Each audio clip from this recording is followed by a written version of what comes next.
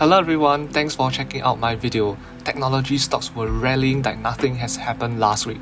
But in actual fact, 3 US banks have collapsed and Credit Suisse is still in a crisis mode. To add on, CPI number is still elevated at 6%, 3 times more than what the Fed wants to achieve, which is 2%. And yet, tech-heavy Nasdaq rallied by more than 4%. So what exactly is driving this tech rally? Let's discuss more in this video. Also, I will be sharing the option trades that I have made last week, so do watch on if you are interested.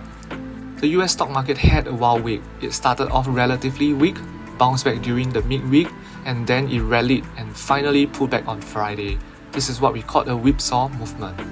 Anyway, despite last Friday's down session, the S&P 500 still rose by 1.4%, while the tech-heavy Nasdaq rose 4.4%. Stocks like Microsoft, Google, and Nvidia gained more than 10%. That's super impressive. Basically, the strength in technology stocks outweighed the sharp declines in bank shares.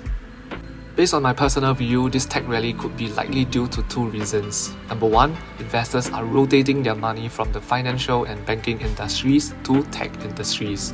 The second reason could be investors are betting that the Fed will be less aggressive in their interest rate hike to avoid inducing more stress to the financial system.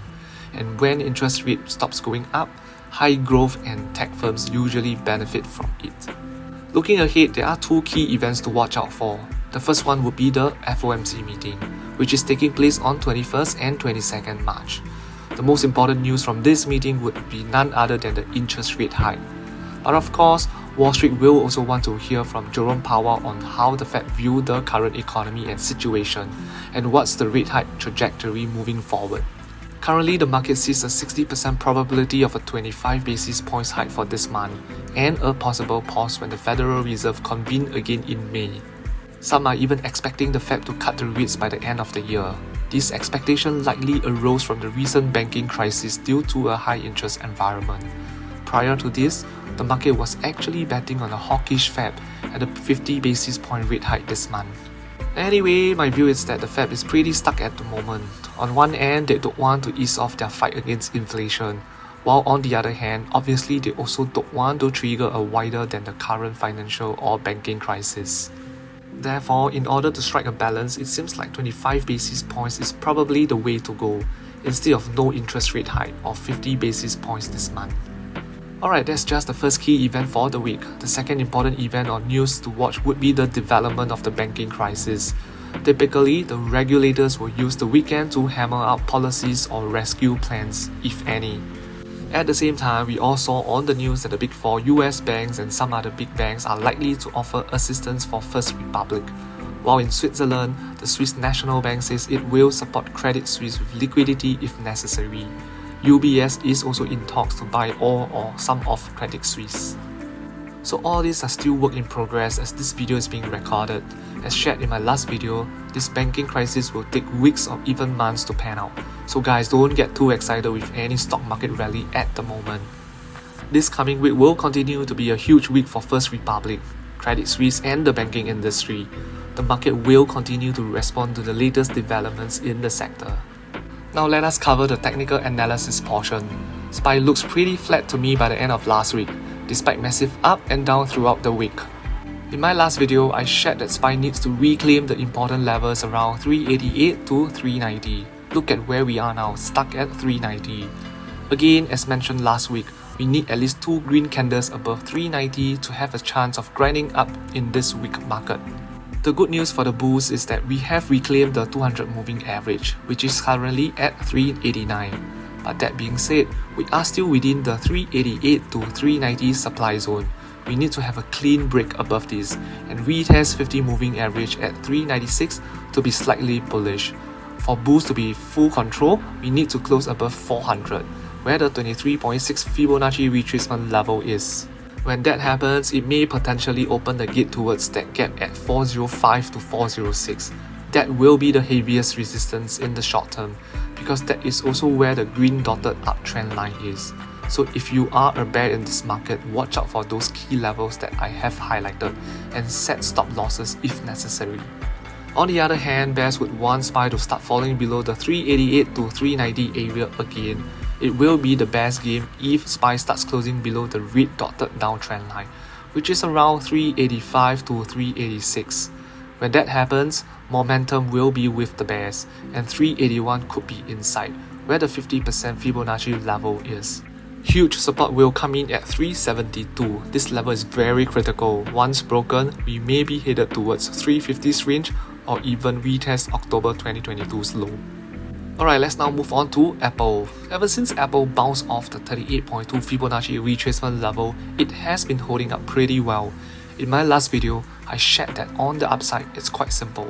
Apple needs to reclaim 149 level, then we will have a chance to go towards 157.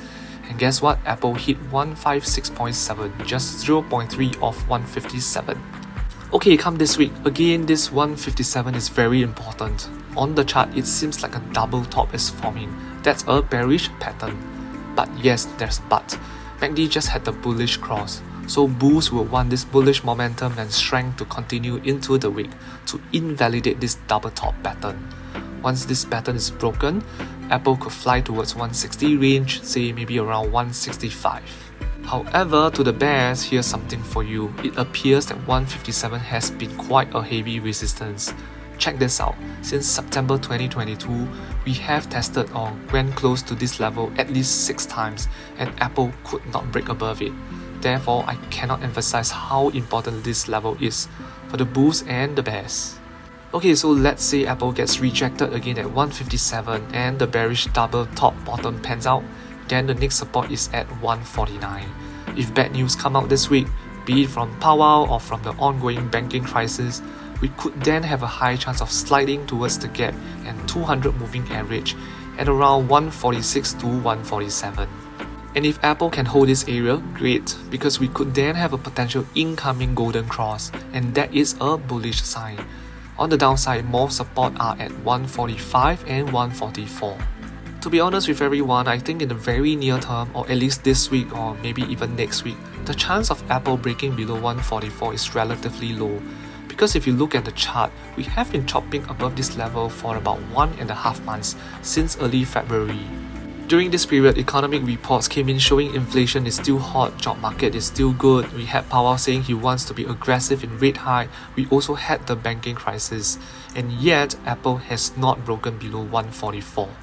Moving over to Tesla, wow, some interesting chart there. Okay, this may sound like a contrarian view, especially when the market is holding up well and some tech stocks are rallying, but those who have been following me would know that I try to be as objective as I can. Okay, so on the chart, it appears to me that there is an inverse cup and handle pattern forming. If this plays out, it is a strong bearish pattern, and we could potentially fall towards the 50% or even 61.8% Fibonacci retracement levels at 160 and 146 respectively. There is also a huge gap between 146 and 154 that's like waiting to be filled.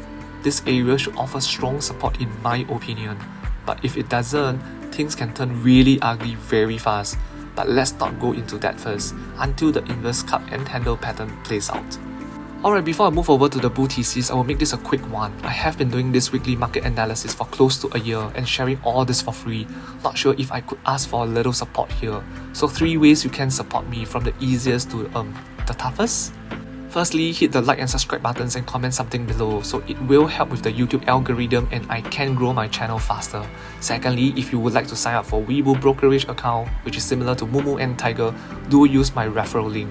You get free shares, I get them too. Win-win situation. You only need to deposit any amount, let's say $1, to get the free shares. Okay, thirdly, if it's within your financial means, you may consider buying me a kopi gao, xiu dai or ice Milo via my coffee link. Both Weibo and coffee links can be found in the description box and comment section. Thank you. Okay, I hope that was a quick one. Anyway, bulls, something for you. The saving grace is that Tesla bounced nicely off the 38.2% Fibonacci retracement level, as well as the 50 moving average at around 173. At the same time, it also bounced off the bottom of the Bollinger Band. And then, can you see this Ichimoku cloud?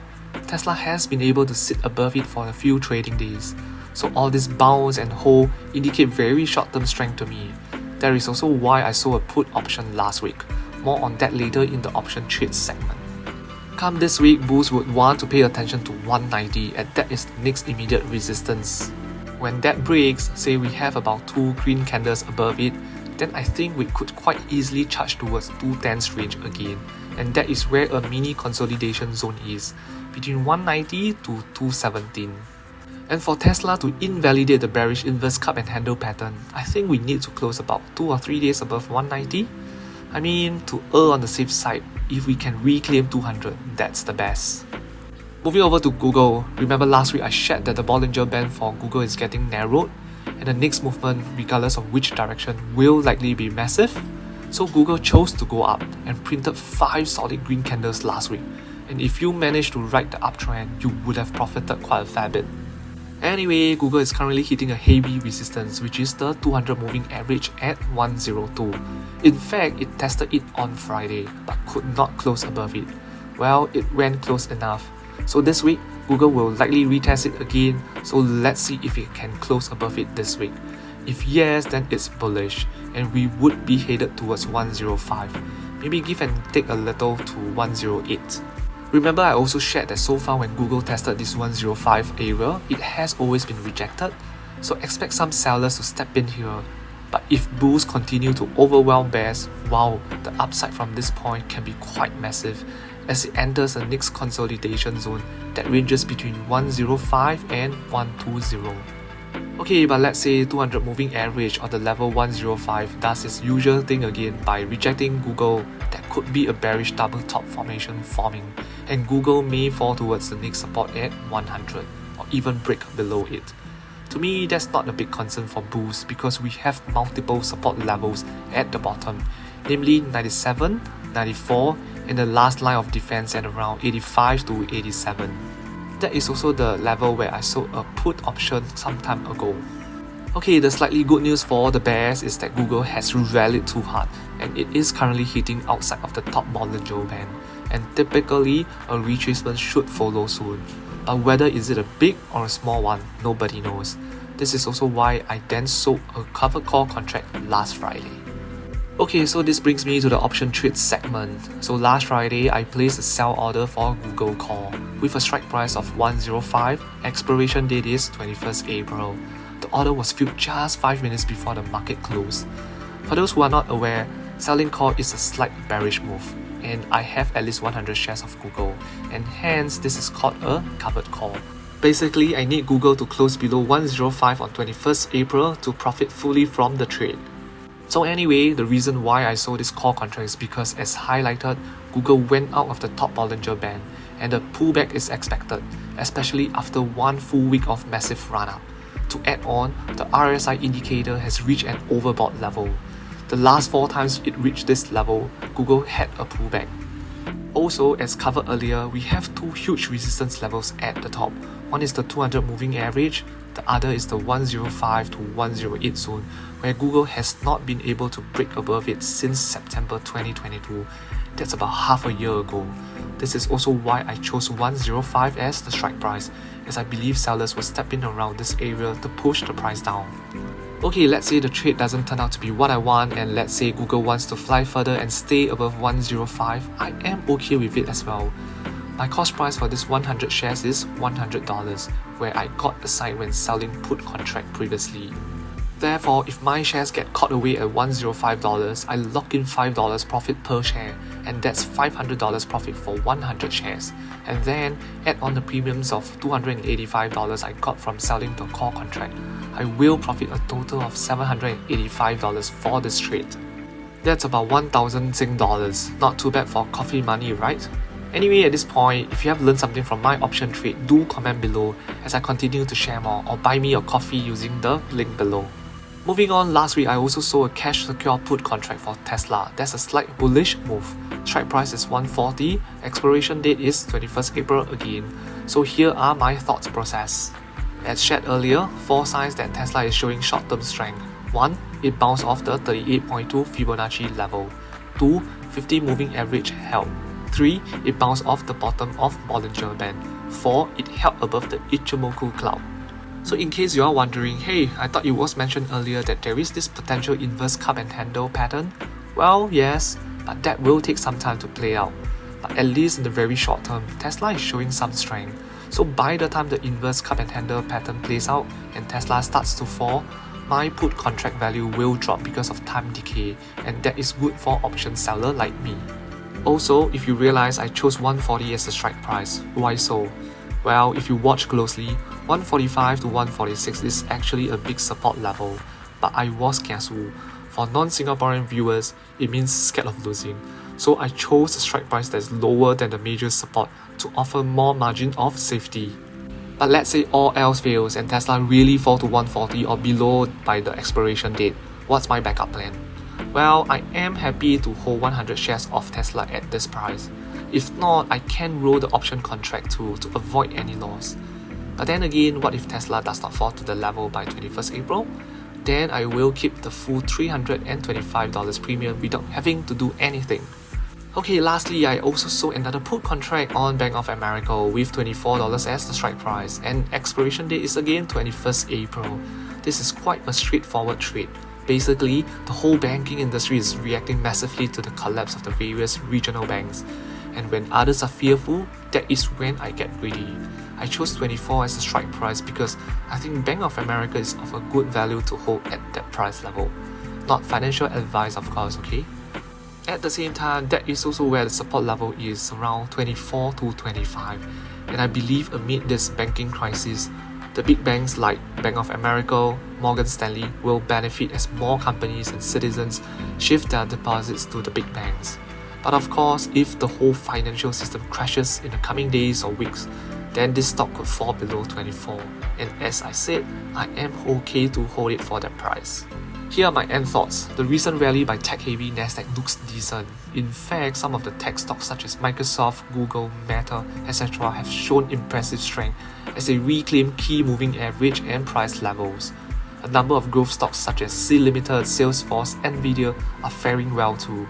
This, to me, looks like a sign that money are rotating away from the banking industry turmoil into the tech industry. So here's the question, can this rally last? Or rather, how long can this rally go on for? Nobody knows. For me, I think this divided market rally, as in financial stocks go down while tech stocks go up, is not ideal if we are talking about a new bull run. Please keep in mind that the current US stock market is still very much news-driven, very volatile with inflation still hot and a possible wider banking crisis on the card. Any change of events or news could steer the stock market in the opposite direction. To be honest, right now it seems like the stock market is not quite sure how the Fed is going to look at the current situation, because for the first time during this monetary tightening cycle, the Fed has to balance its inflation fighting effort with financial market stability. And on this, I would like to caution that ultimately, it's not the news that matters, it's the reaction to the news. Okay, so what should long-term investors do when a banking crisis is hanging over financial markets? It may seem a little daunting now, and there is definitely a strong case to still be on the sidelines. But personally, I think a long-term investors can consider moving in gradually and cautiously. Set price targets for the stocks on your watch list. Say for instance, Meta and Nvidia had ran up too fast, then maybe it is not too wise to chase this rally. It has to take a break from technical point of view, so one can wait for the next pullback to scale in a little bit. On the other hand, Tesla, currently at 180, is still lower than where it was 1 or 2 months ago when it hit 200 and 210s, so you can make your judgment call on whether you wish to dip in now or not. To sum this video up, I would again like to caution that if the bank crisis turns out to be some couple of small bank failures, inflation will still be Fed's large concern in the economy. That also means no Fed pivot yet, unless of course more banks start to fail and the financial system starts to crash. Therefore, please stay updated with the news as things unfold, alright? Okay, that's all for this video. Would appreciate your likes and subscriptions to help with the YouTube algorithm as I seek to grow this channel a little faster. Thank you.